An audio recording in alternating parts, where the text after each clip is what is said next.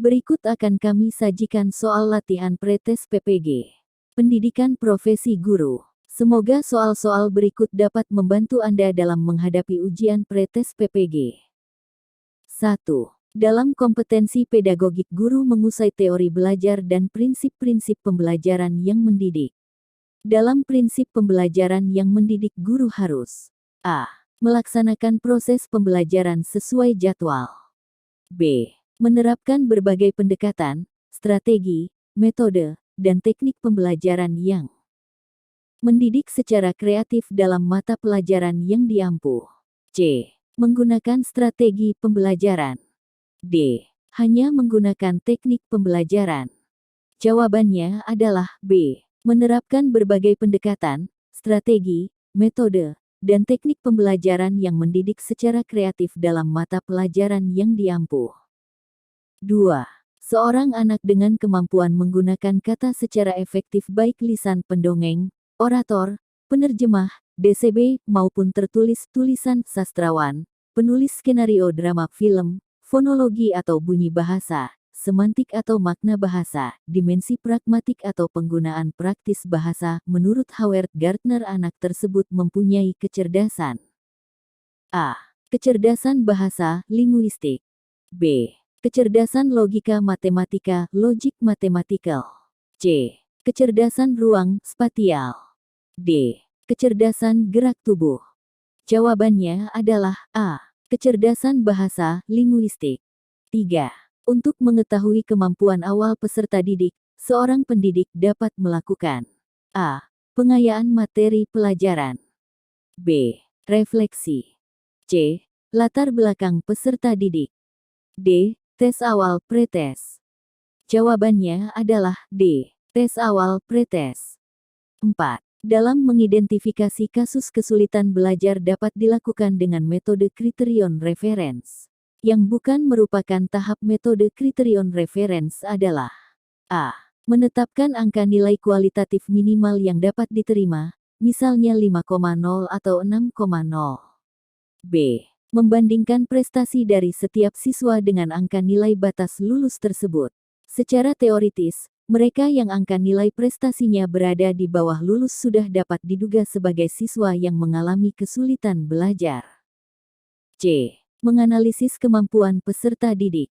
D. Menghimpun siswa yang diduga mengalami kesulitan belajar serta mencari siswa yang mengalami gejala terparah yang nilainya jauh di bawah siswa penderita kesulitan belajar lainnya.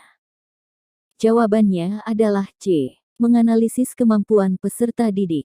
5. Salah satu unsur strategi pembelajaran adalah mengidentifikasi dan menetapkan spesifikasi dan kualifikasi hasil, output, dan sasaran target yang harus dicapai, dengan mempertimbangkan aspirasi dan selera masyarakat yang memerlukannya.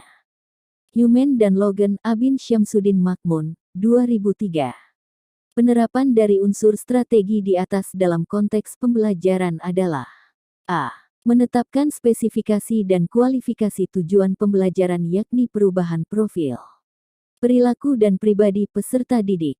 B. Mempertimbangkan dan memilih sistem pendekatan pembelajaran yang dipandang paling efektif. C. Mempertimbangkan dan menetapkan langkah-langkah atau prosedur, metode dan teknik pembelajaran. D. Menetapkan norma-norma dan batas minimum ukuran keberhasilan atau kriteria dan ukuran baku keberhasilan. Jawabannya adalah A. Menetapkan spesifikasi dan kualifikasi tujuan pembelajaran yakni perubahan profil perilaku dan pribadi peserta didik. 6.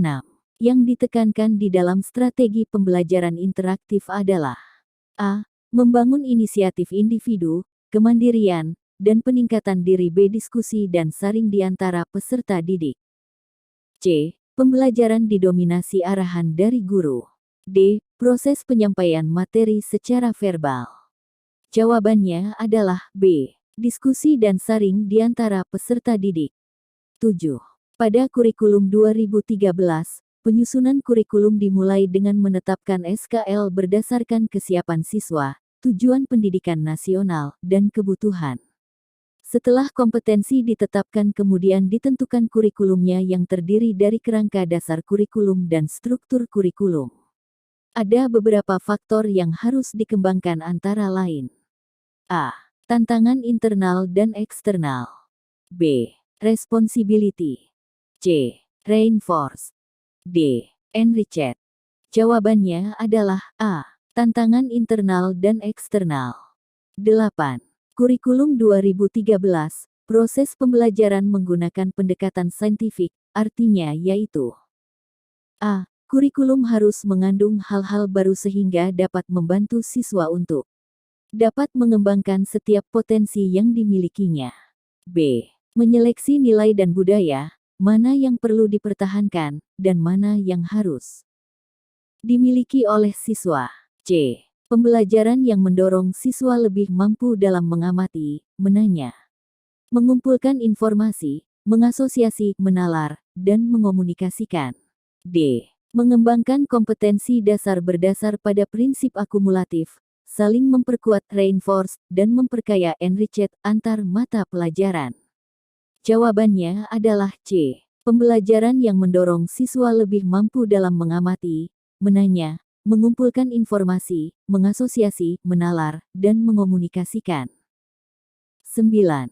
Pengembangan kurikulum pemangku kepentingan STITKA dilakukan dengan melibatkan pemangku stakeholders untuk menjamin relevansi pendidikan dengan kebutuhan kehidupan, termasuk di dalamnya kehidupan kemasyarakatan, dunia usaha industri dan dunia kerja. Pernyataan tersebut di atas sesuai dengan prinsip pengembangan kurikulum. A.